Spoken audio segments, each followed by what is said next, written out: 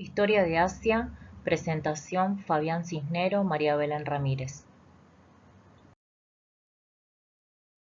A continuación hablaremos de Charles Wolcott, El Valle Oscuro, 1930-1945, el ascenso del ultranacionalismo japonés.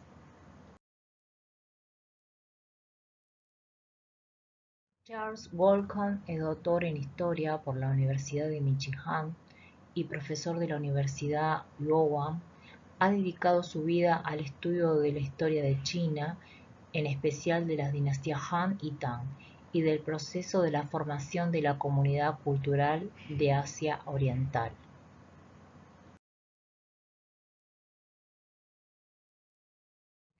La primera gran ola de la globalización moderna se había iniciado a fines del siglo XIX y en Asia Oriental había culminado en la década de 1910 y 1920, con el movimiento del 4 de mayo en China y con la democracia Taizhou en Japón.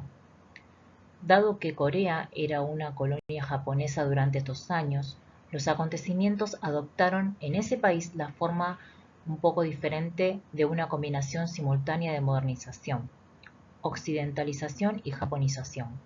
Sin embargo, el auge de la globalización retrocedió rápidamente después del desastroso colapso del mercado de valores de los Estados Unidos en 1929.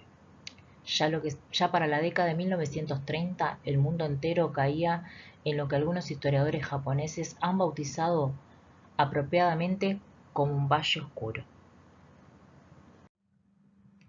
Bueno, en esta nueva diapositiva tenemos tres imágenes en las cuales queremos mostrar. En la primera imagen tenemos al emperador Taizhou. En la imagen del centro tenemos al movimiento de 4 de mayo en China.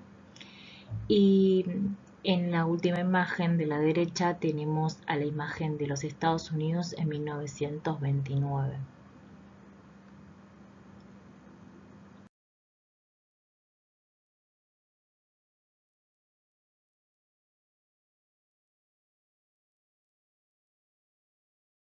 Dado de la Gran Depresión en los Estados Unidos, el Producto Interno Bruto había disminuido para 1933.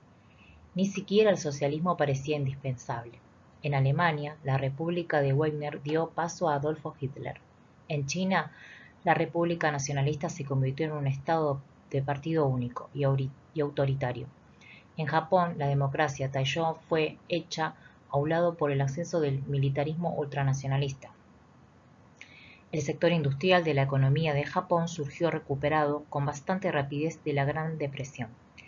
Debido a una devaluación en el valor de cambio del yen, las reducciones de las tasas de interés y el aumento del gasto del gobierno en obras públicas y armamentos. De hecho, el volumen de las exportaciones japonesas se duplicó en 1930 y 1936.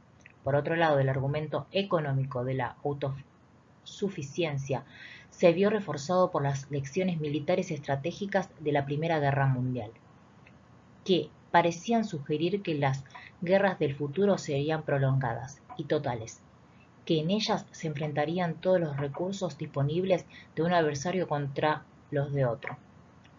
Como preparación para una guerra total de esta naturaleza, se pensaba que Japón necesitaba construir un estado de defensa nacional autosuficiente. Para proteger los intereses vitales de Japón, los gastos militares se aceleraron rápidamente. En 1934, Japón abandonó los acuerdos de limitación de armamentos navales de Washington y Londres, y en 1937 comenzó la construcción de lo que serían los mayores acorazados, la clase Yamato, en la historia del mundo.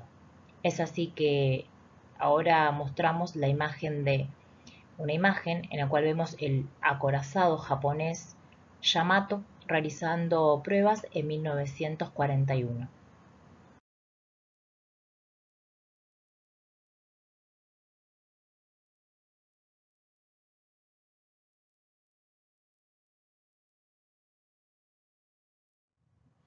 El moderno sistema de educación pública nacional de Japón promovió los ideales de lealtad patriótica al emperador y al valor militar.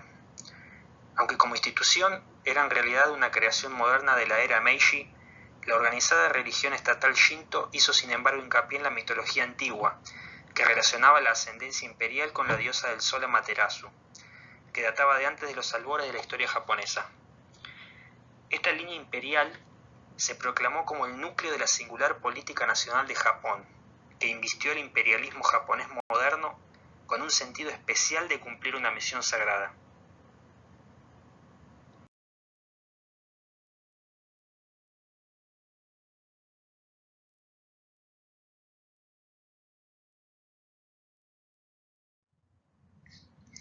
El sentido de una misión divina especial también coincidió con una idealización romántica de las virtudes tradicionales de la vida de los pueblos, y con muchas críticas dirigidas a la codicia capitalista y a los intereses de los políticos de partido.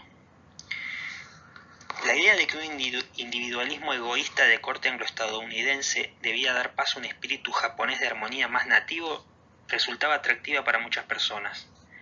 Pero más que representar un verdadero retorno a la tradición premoderna, gran parte de esta celebración ultranacionalista del espíritu de Japón era realmente un fenómeno nuevo, ya que también fue muy alentado por los modernos medios de comunicación y por las expectativas modernas de movilización de las masas populares.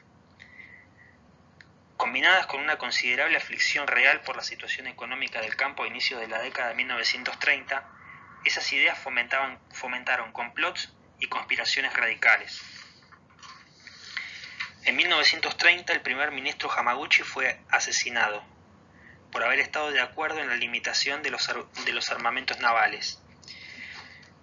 Los esfuerzos realizados en 1931 por el gobierno civil de Tokio para llevar el conflicto de Manchuria a una resolución pacífica resultaron tan impopulares en el país que contribuyeron, junto con el inicio de la Gran Depresión de 1930, al derrocamiento de ese gobierno.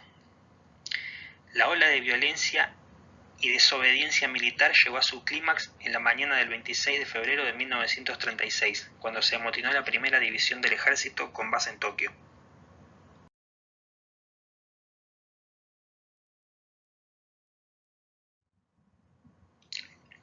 Ese mismo año un intento de toma del Palacio Imperial fue bloqueado. Después de los asesinatos, quienes llevaron adelante esas acciones convocaron a una restauración Showa, en un anhelado eco de la gloriosa restauración Meiji del siglo XIX. Sin embargo, el motín no fue apoyado universalmente, ni siquiera en el ejército, y se encontró con la oposición directa del emperador Showa. Este resultó ser el último acto de violencia no autorizada perpetrado por el ejército imperial japonés antes de la Segunda Guerra Mundial. Sin embargo, ahora los políticos civiles habían quedado efectivamente intimidados y un retorno a los militares menos radicales parecía una alternativa natural. Tanto es así que en el gabinete japonés de 1937 no había un solo político de partido.